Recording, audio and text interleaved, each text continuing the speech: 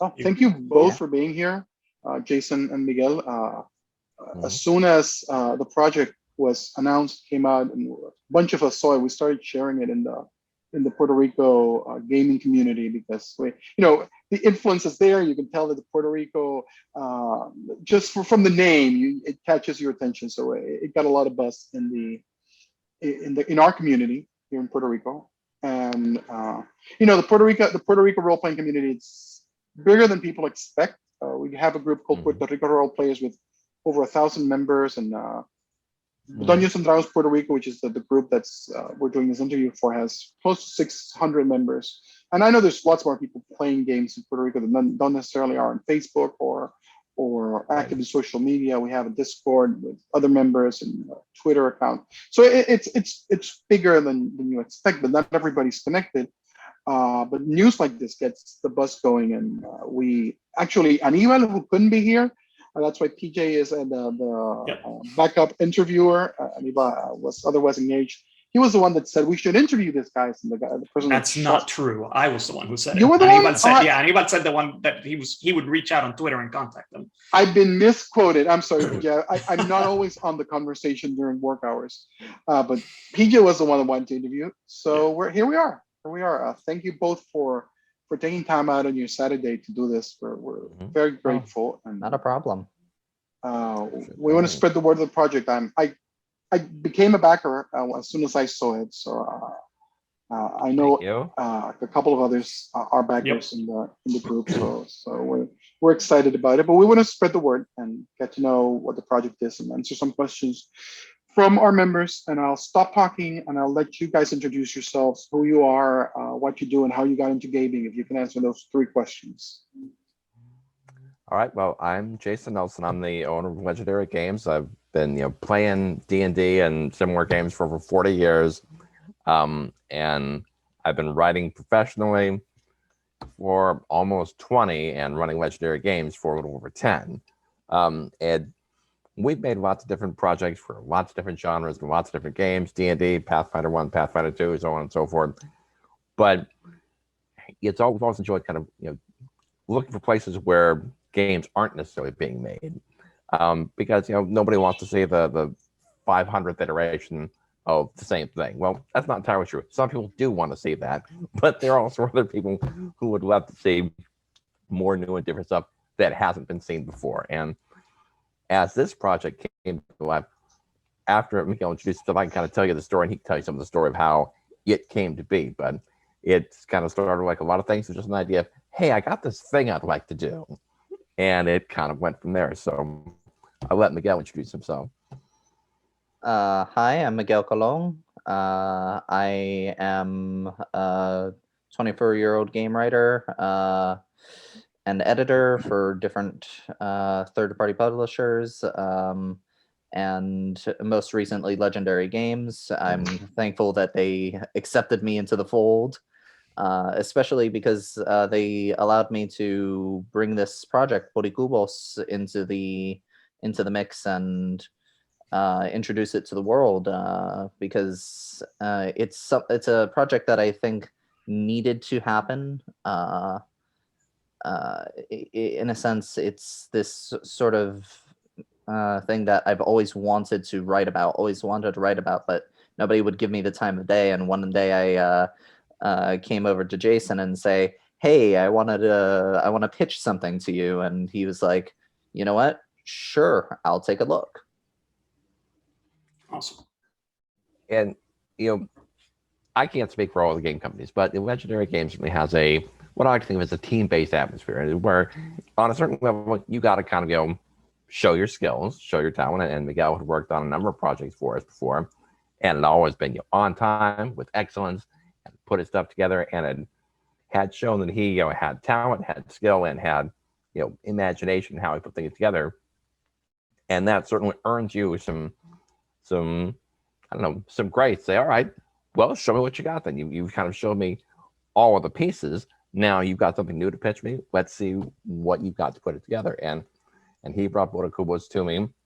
And this seemed like something to be interesting and different, because you had stuff that deals with Latin America before in gaming, but almost always it's just sort of something about Aztecs and Mayans, which are cool and great, but that was pretty much all you ever saw.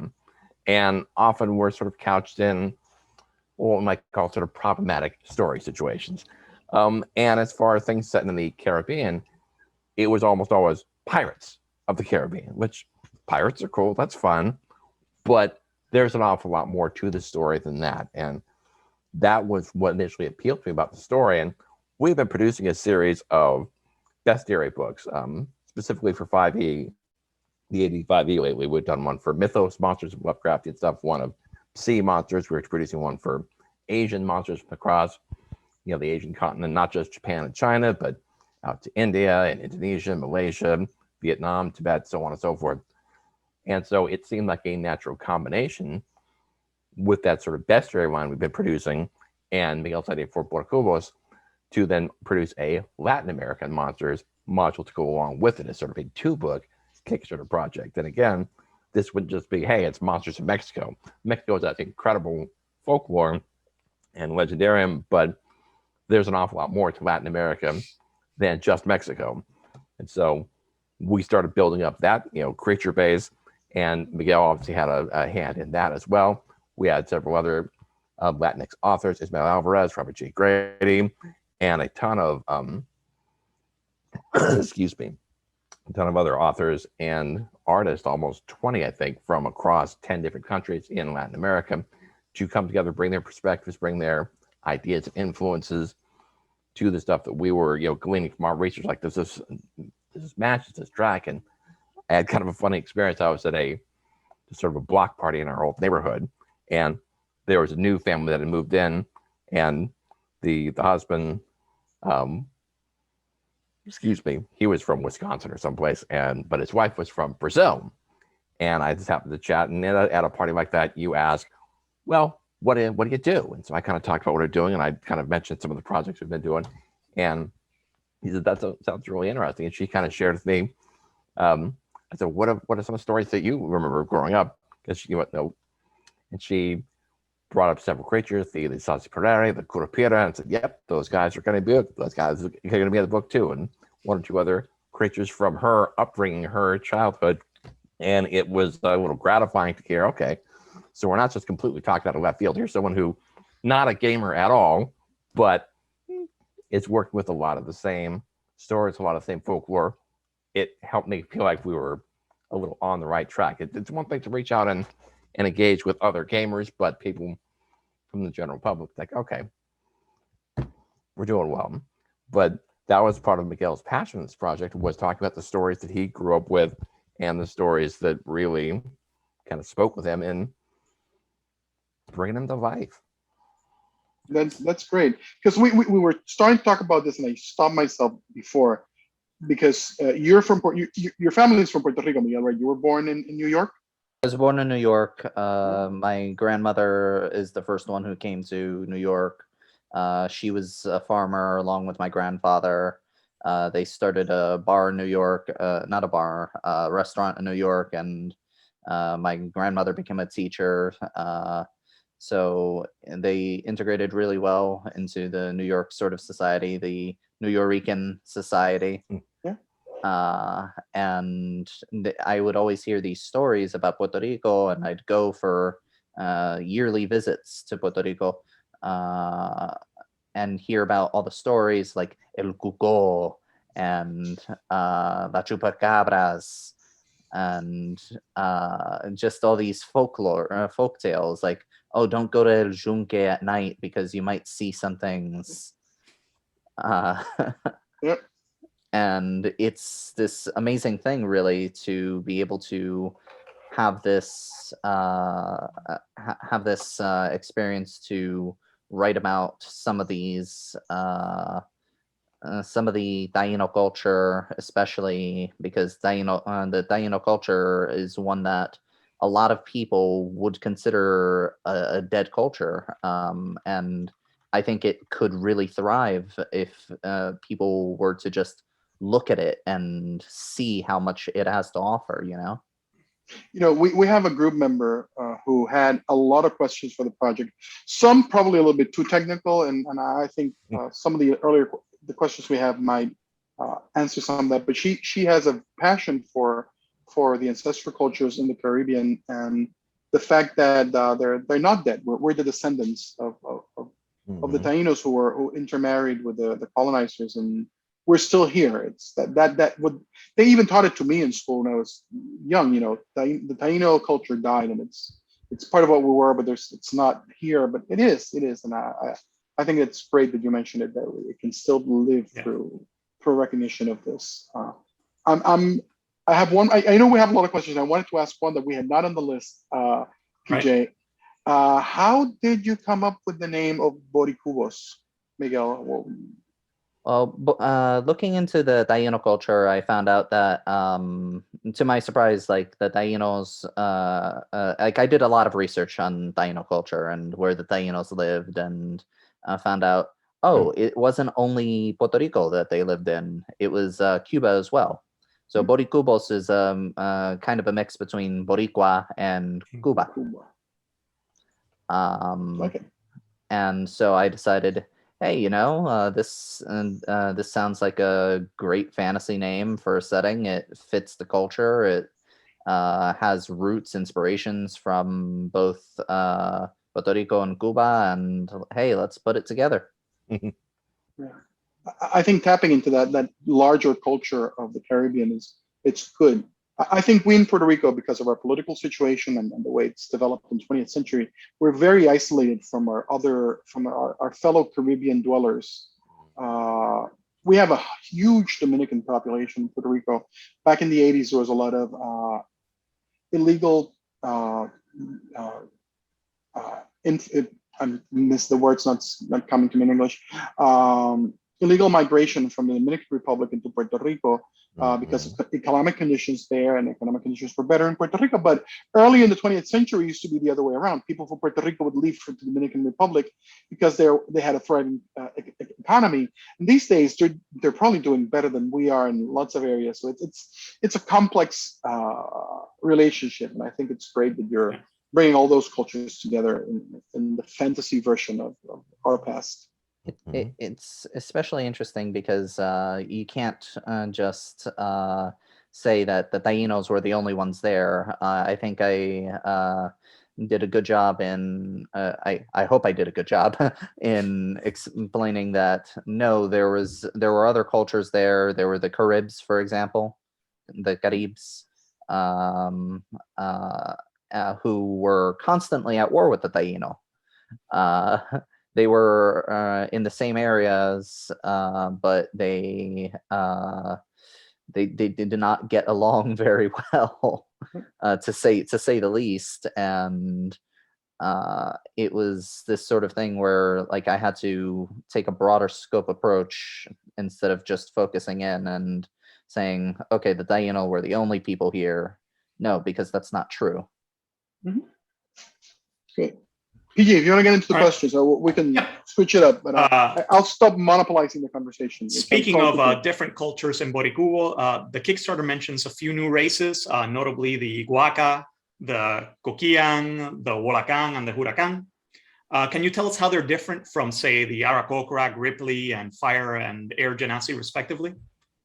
Okay, yeah. Starting with the Iguaca, they are these magically inclined bird-like folk, parrot folk, taking from the actual word for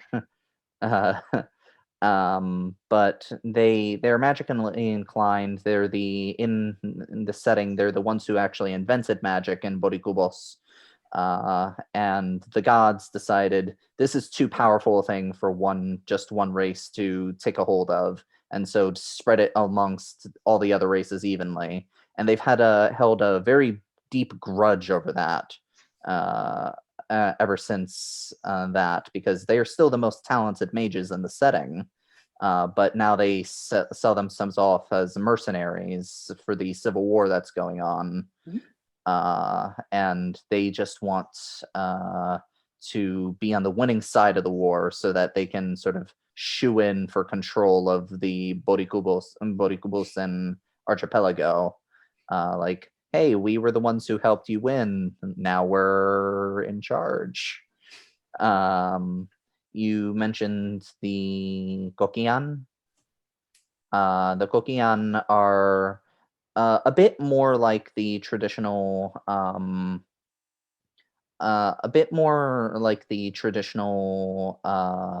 Gripply that you might find in some settings, as far as stats go, but their culture is much different. They are much more spiritual. They deal with the Zemi, which in Taino culture, you had these gods in everyday objects and spirits in everyday objects that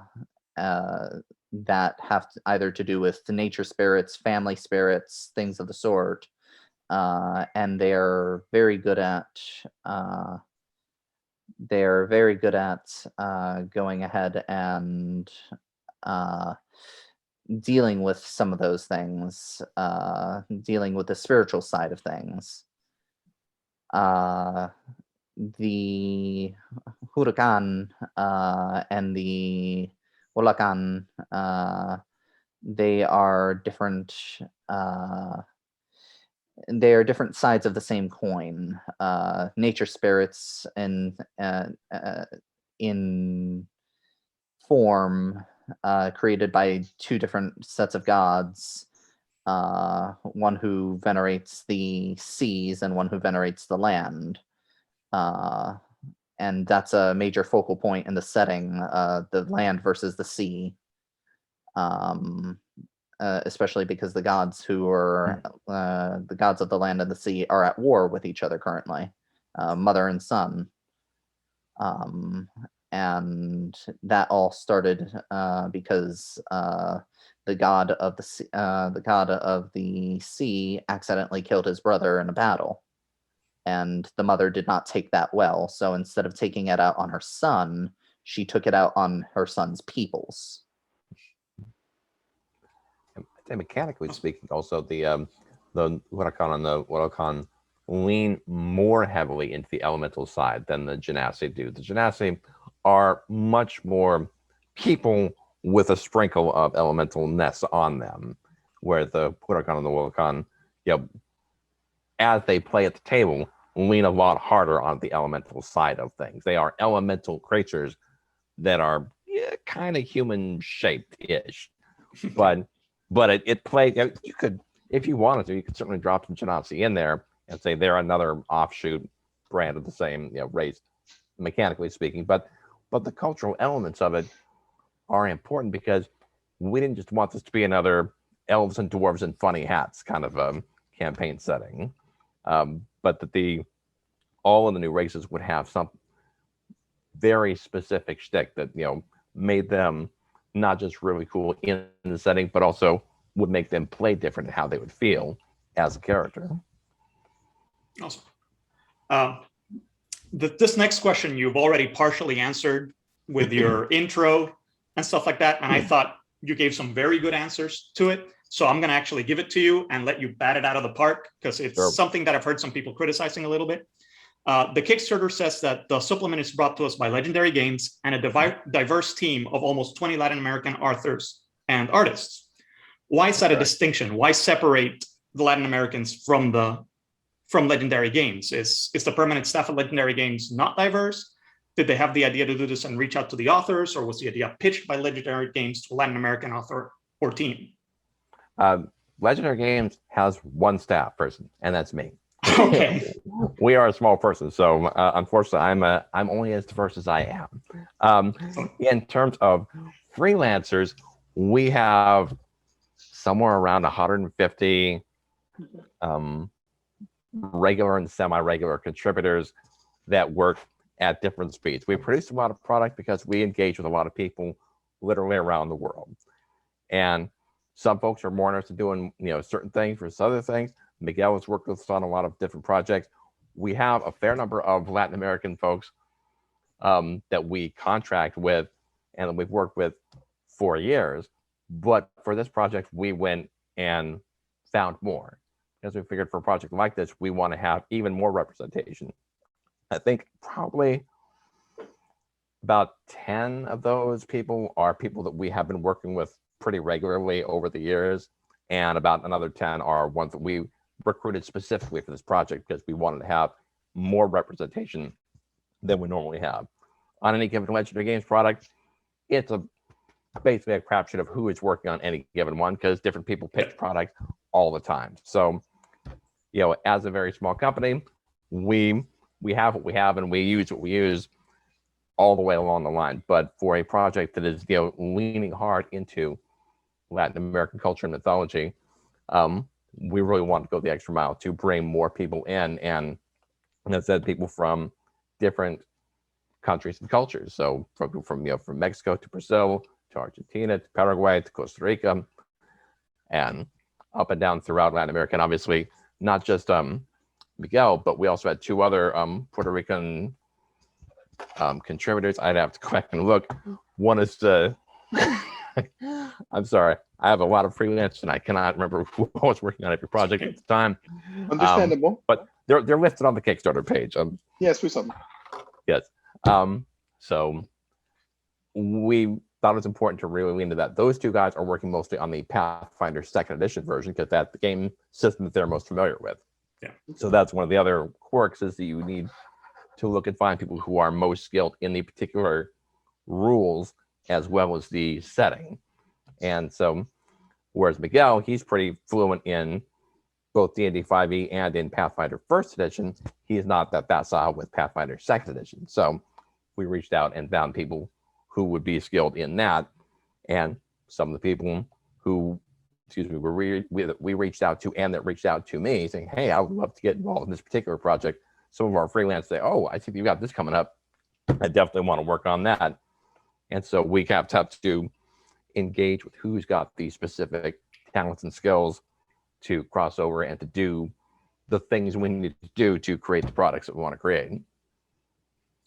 That leads me to another question, especially with a project as ambitious as this, covering 3 different rule sets. Yeah. How much cooperation was there between all those different authors, or was it more of like giving them individual assignments?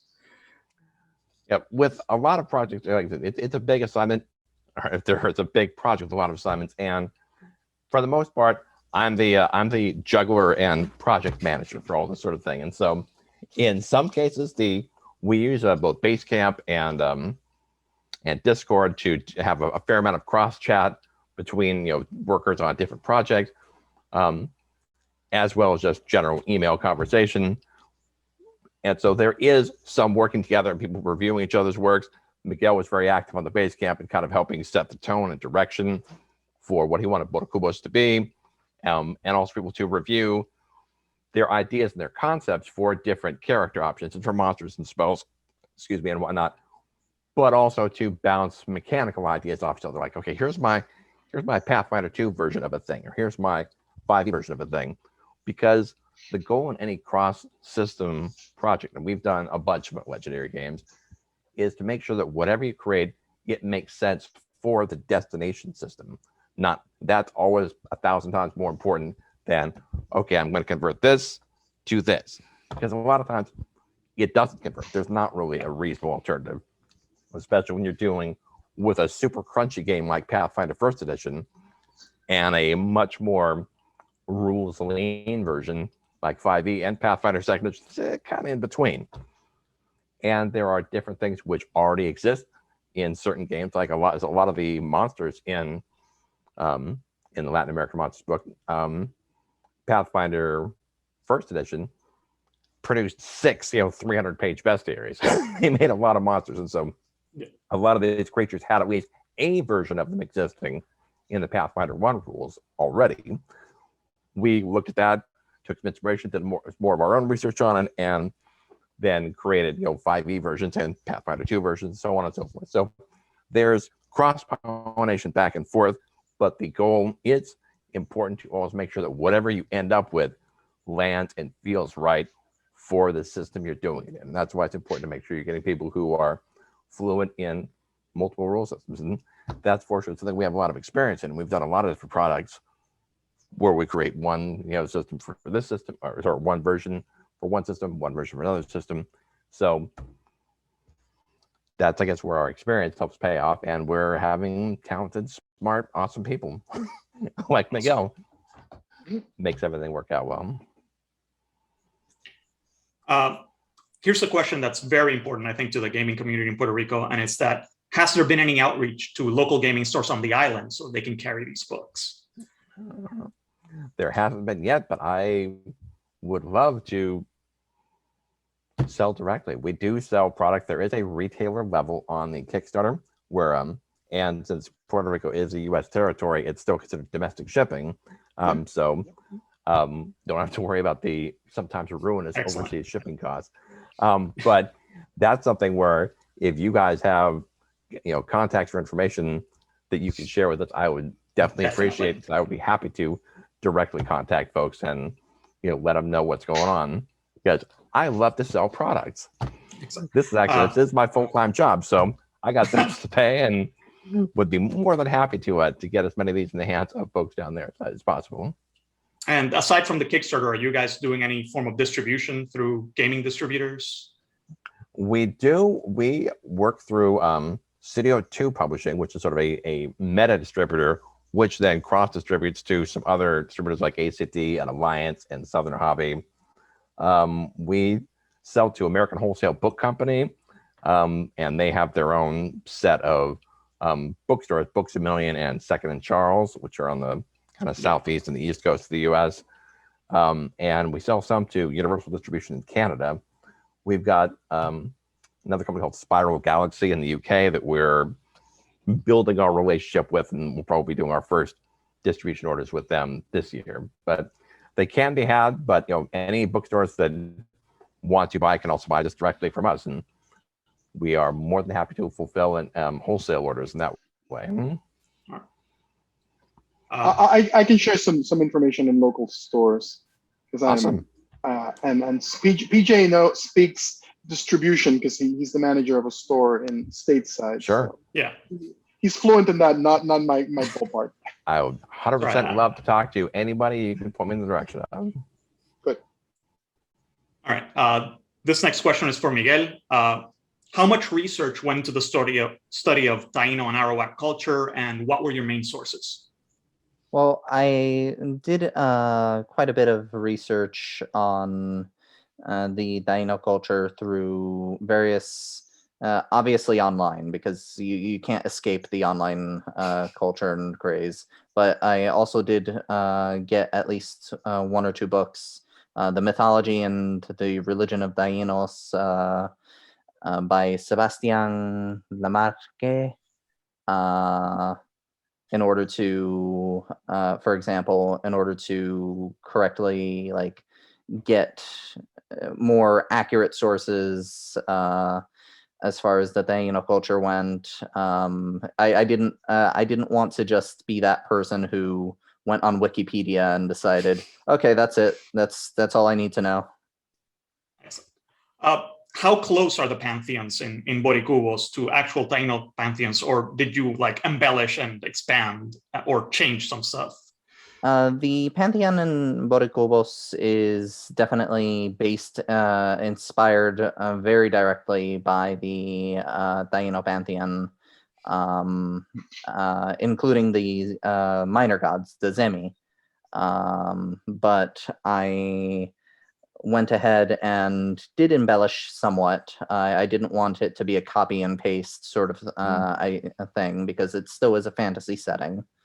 And I went ahead and feel like I crafted this unique pantheon in which there were problems that existed because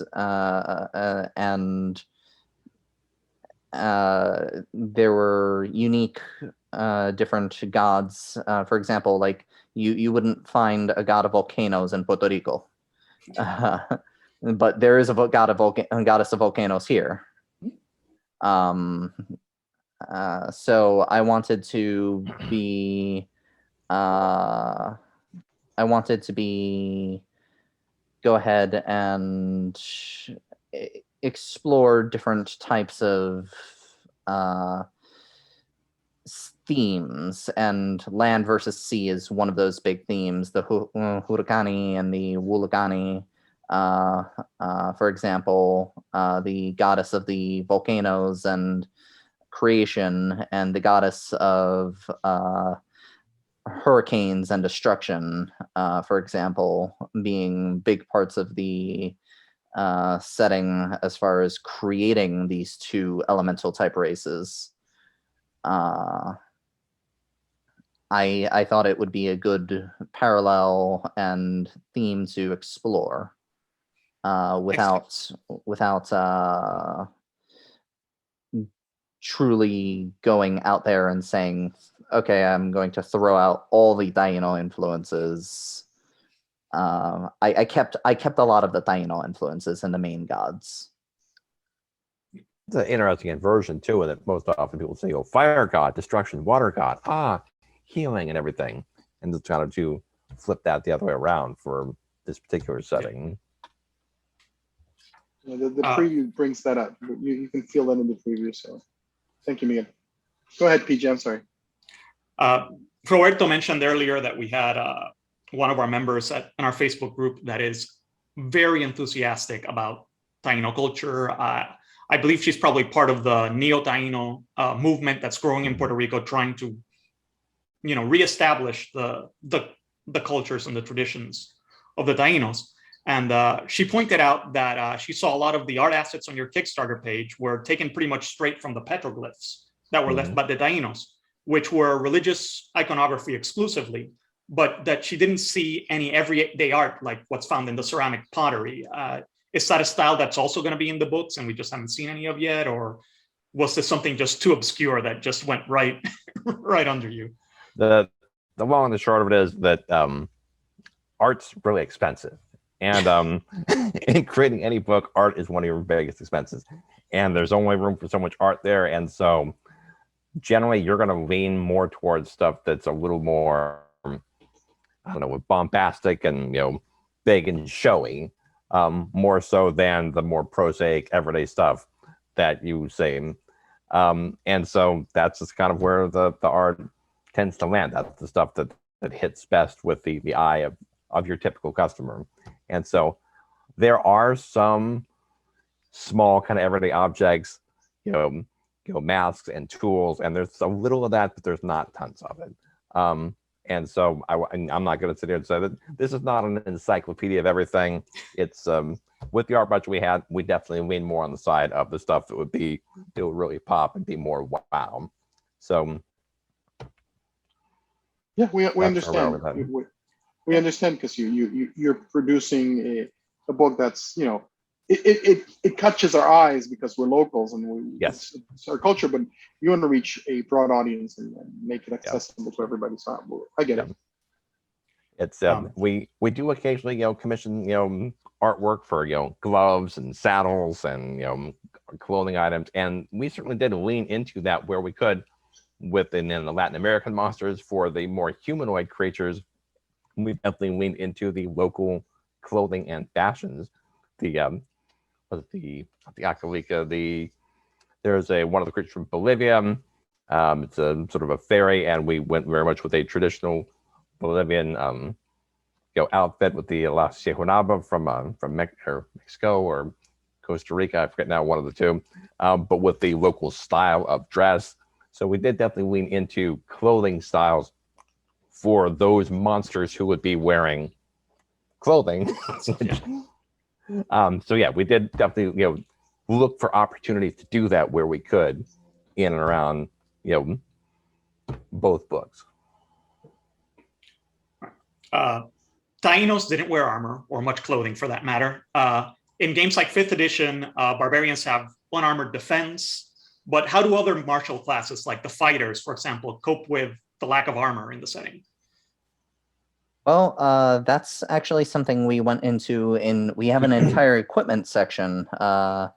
We decided that in order to keep sort of game balance, because the game balance is needed along with authenticity, we decided to go ahead and create different armors that might be feasibly seen in a Caribbean type setting. So for example, kelp armor, wooden armors,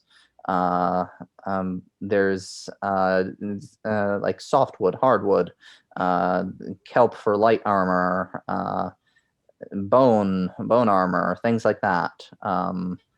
And a lot of the tools are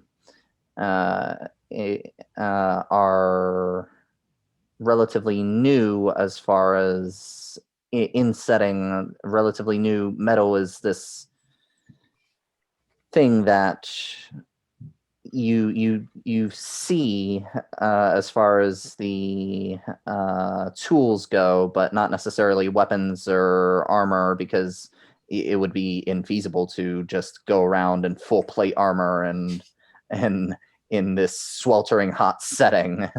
That's the sort of thing that gets you killed very quickly. Indeed. That leads me to the other question, which is about the weapons. How are the weapons of Boricubos different from your standard fantasy RPG fare? Do you have more obsidian, stone, or is it just completely new weapons? Well, we definitely went ahead and looked at the weapons that the Dainos would have used. So there's quite a few there's quite a few variations of standard weapons, such as spears, long spears, throwing spears, bows and arrows, things like that, knives, and we didn't get into the sort of thing where we wanted, we call them the Dainem in the setting book, wielding a claymore, running around and swinging it around like a Western European fantasy character. So we avoided that. We stuck to weapons that would fit in a jungle-like setting, because Boricubos is surrounded by the jungles. So we really wanted to bring that bit of authenticity into things. Like, think about, okay, what would a fantasy setting along with the real life peoples really have done? Yeah, you're walking a fine line, because again, Yeah. you want to It's still a game. 3% some cultures, but it's still a game. It's still their expectations of people, their weapons, their armors. It's part of the fiddly bits that people like in the game. So it's got to be there. So okay, thank you. I keep interrupting, PJ. Go ahead, sir. You have questions too. But what can you tell us about the Shaman class? I think that's something that has a lot of people very excited. New class. You're muted, Miguel. You're muted, Miguel. Sorry. Okay. The Shaman class, I definitely wanted to make it a more spiritual type class, something that the priests within the Daino culture would have seen, but also give it a more fantasy-esque spin, because obviously you can't just say that the Dainos, the Daino people actually like summoned great creatures, and there's this division between the fantasy and the reality of the religion. And we took different aspects of the elements and different creatures within Puerto Rico as inspirations for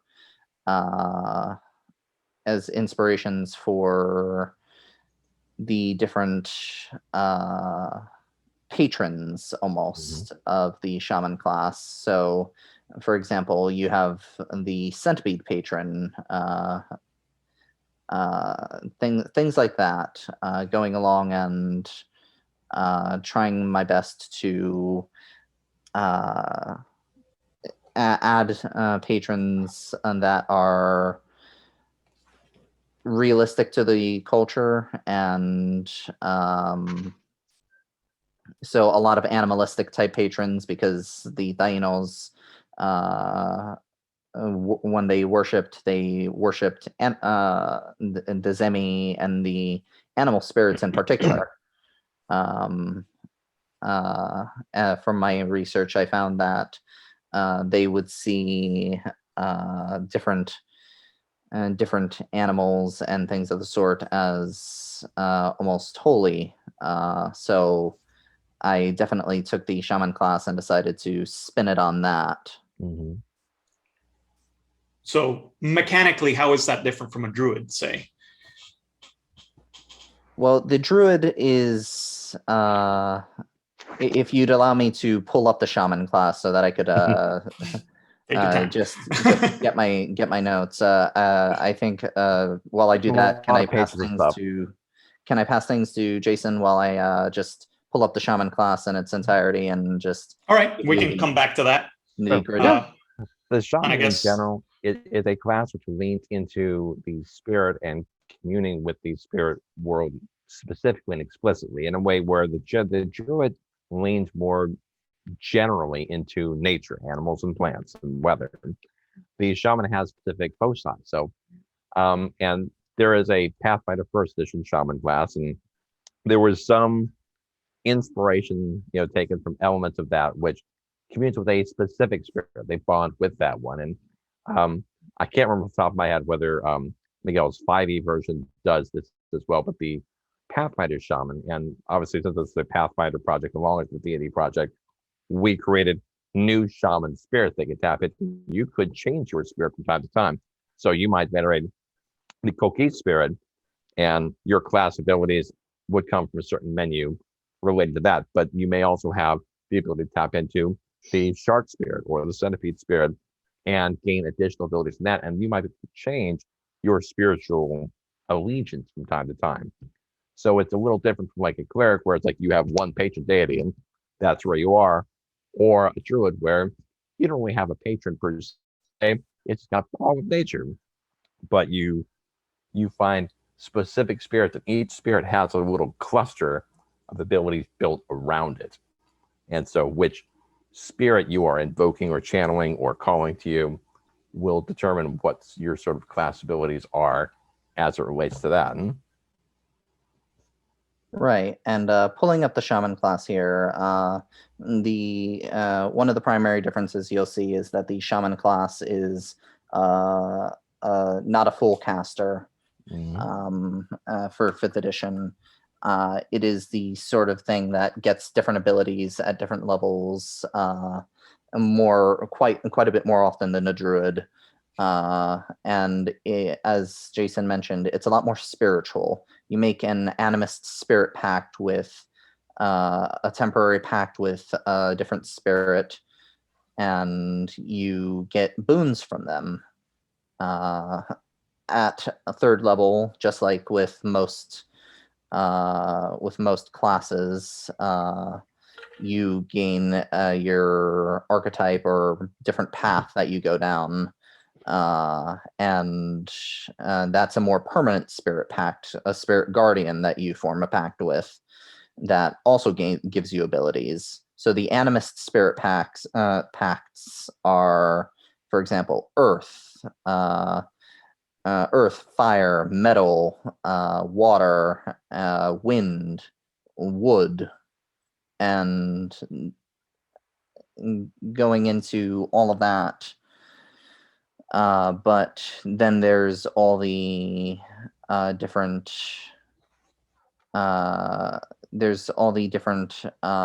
more permanent spirit pacts like battle, for example, ancestors, community, and you don't want to and forgive me if I am looking at an earlier version of the shaman class, but because this went through a few different iterations to just get it right. We wanted to get it right instead of just throwing things at the wall and seeing what stuck. But conceptually, that's the difference between just being a druid and the shaman is that connection with these individual specialized animate spirit packs and your basic spirit packs. So it allows you to sort of tailor your character somewhat on the fly, in addition to just the spells you choose to prepare each day, as well as connecting to specific aspects in a way that goes beyond the more generalist druid. It's sort of like a specialty wizard would be. Yeah. More than a druid, I think it's sounding to me more like it's a more flexible warlock, which I really like. That's a really interesting concept. You can definitely say that I took a lot of inspiration from the warlock. Mhm. Okay. I definitely looked at the warlock and said, how can I make this divine Mhm. in nature? And I went off of that quite a bit. I like it. I like what I'm hearing. Yeah. I'm always ready for new classes. Mhm. With the new monster manual being basically across with creatures from all Latin American cultures, are there any plans to expand the setting beyond the Caribbean-like Lost Isles to other pre-Columbian Latin American derived areas? That is an excellent question, and there is a connection to a sort of broader, in the deep background project that we've been working on for a few years slowly, and that may play into why you say, "Hey, where are there dragons in Puerto Rico?" Yeah. There is a broader, dragon-centric adventure path saga that we've been very, very slowly chipping away at parts of, and Boricubos is part of that, in the sense of it was intended. It's called Conquest Rage of Worms, and it involves a sea voyage from somewhere to somewhere else, and the somewheres are still pretty broadly sketched out, but probably in a campaign world that we are in the process of developing. And when Miguel came to me with his Boricubos idea, and as we kind of looked at it, it's like, this would be a natural spot. We were trying to figure out some kind of a good, archipelago to sail through on our way to. It's like, so this will probably be a part of that broader campaign world. Whether it ends up the rest of it being, drawing from other Latin American inspirations, it's still kind of up in the air. Because like I said, it's been one of those deep back burner products. Like, we're still working on it, but we've had 1,000 other things in between. So specifically to the question, are we planning to develop a fantasy Latin America? That's not directly on the agenda. We might, but it would take somebody who is dedicated, passionate, and willing to put in the research time to make it really cool and to make it something different from the other sorts of Latin American inspired stuff that has come before. As far as when or whether that would be, we'll see. The response has been good so far to Boricubos, and we're delighted to see it, and we're excited to get on the hands of folks. But as a small company, there's a lot of stuff going on, and I feel like I'm juggling 20 flaming chainsaws just to get product in, up, and out the door. So maybe, but not immediately. Okay. Fair enough. Right. Go ahead, Peter. No, go ahead, Roberto. I've done a ton of questions. Yeah. Your turn. I think it's exciting to read the project, and I've been a fan of Legendary Games before. I've had some of your products for a while now. So awesome. You sort of had me there when you put the Kickstarter out. And I think there's a place for it. Like you said, there's been other interpretations of Latin America, like Mastica for the Forgotten Realms, and I think Frog God Games put out another setting recently. They did. I haven't looked at that one. I must admit I have not. But I think it's great that you're looking at other native cultures, not just like you said, the Incas and the Aztecs or the Mayas, and those get lumped together. Right. So I'm happy you're going that way, and I'm so glad that you have people who know the culture working on it. I remember on my first Gen Con, and I'm going to do a little story here. My first Gen Con, 2007, I think it was, something like that. I reached out for a book on I think it was this Pirates of the Spanish Main, and I turned to Puerto Rico, and it said that El Morro, which is the big fort guarding the Bay of San Juan, had 3 cannons. That doesn't seem like very many. And as you can say, PJ has laughed because we all went there as kids, and there's a few more than 3. So I'm not asking for authenticity. I'm not asking for a direct representation of the culture because it's a game, it's fantasy, but at least get the sense that there was some love and some background in what you're doing. I think that's comes through on the Kickstarter, comes through on your answers, and it's great to meet Miguel, and looking forward to the work of all these other authors. Which is by the the list on the Kickstarter shows that you've gone through lengths to get people from all these other cultures to collaborate on the books. I'm really looking forward to that. Awesome. Really what you forward. say is very important. It's like this is not a historical encyclopedia. It is still a gaming supplement. We definitely are working hard to put the work in, but there are also, you got to kind of make some choices how you want to represent something in terms of a game. A lot of the myths and legends are singular creatures, but in a D&D or a Pathfinder sense, it's just a kind of a monster. So it's La Llorona is not just a single ghost, it's a whole kind of ghost. El Sobrón, not just one mystical guy who enchants you with his guitar. It's a kind of a fey creature. And a lot of times you have very, very similar creatures across multiple cultures, because there's a lot of cultural crossover, and the names might be slightly different, like the La Cienagua, who's one of the many creatures in Latin American mythology, who is a beautiful woman who lures you in, turns you around. She has the face of a demon, and she drives you mad or eats you. And there's one version of her in Guatemala. There's another in Costa Rica. There's another in Honduras. There's another in Mexico. And the stories are very similar, sometimes slight variations from one to another. The names might change slightly, and in some cases it might be different enough that we said, okay, let's actually make two monsters out of that. But in other cases, like, well, we have a listing in our Kickstarter in the book of, here's our best estimation of where we have drawn our cultural inspirations from. Here are other places, and we give examples of where you can look and find very similar creatures across cultures. So always understand there's some bleed, stories change and evolve, and so any story is always kind of a snapshot in time. But we certainly did our best to make sure we represented a broad swath of a lot of cultures and a lot of countries, and to really bring forward and what is vivid and exciting and very cool.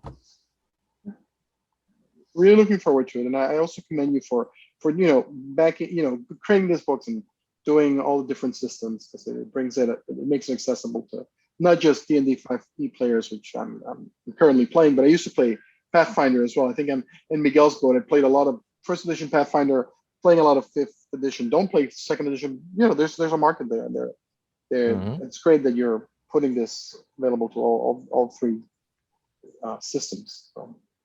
Sure. Well, sure. I think we've covered most of my questions, PJ, on your list. Okay. I don't know if you have any other left. I did have this is more selfish. It's really from me. You mentioned earlier that was a retailer level on the Kickstarter, but I could not find it when I looked through it. You just had a banner that says "Contact us if you're a retailer," but it had no way to contact you. So here I am. I'm contacting you. I have a store in Virginia. How did we miss that?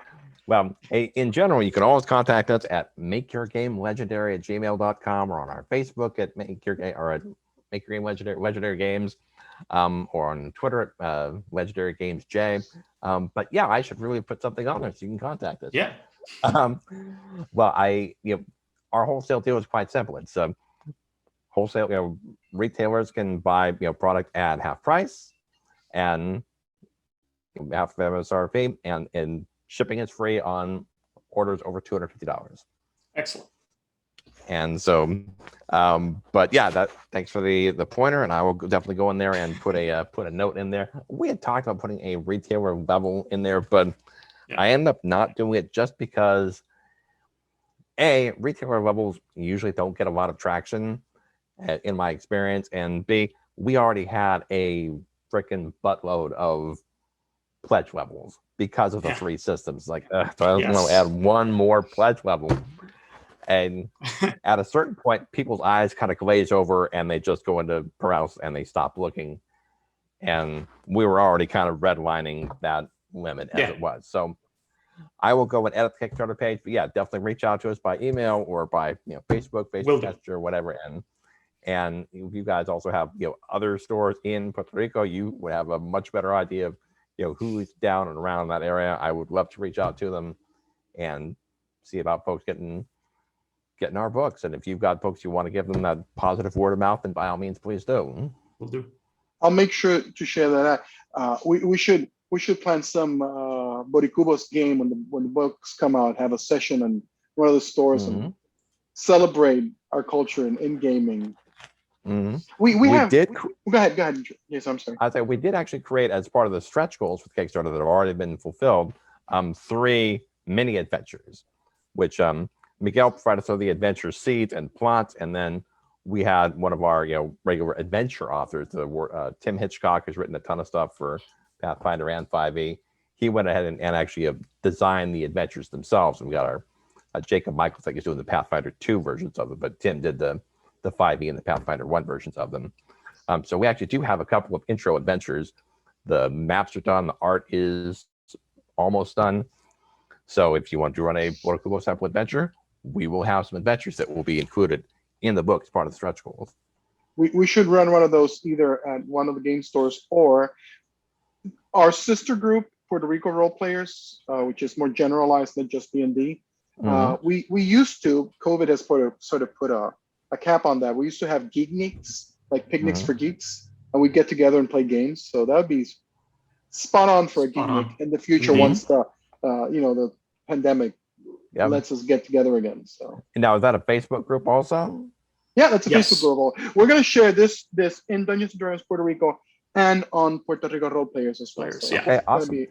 I already sent you guys the tagged link for the Kickstarter page. So awesome. That would be fantastic. And thanks you guys for having us on here with the Q&A. We would love to come on again later on. If you guys want to do stream a game session, like that's very doable.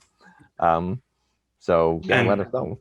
If Miguel wants to run a game, my store is half an hour away from him. There you go.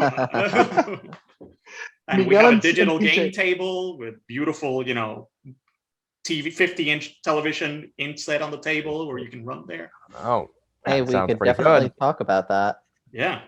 Sounds like something we should do when things are out. Yeah, that'd be great, PJ. Yeah.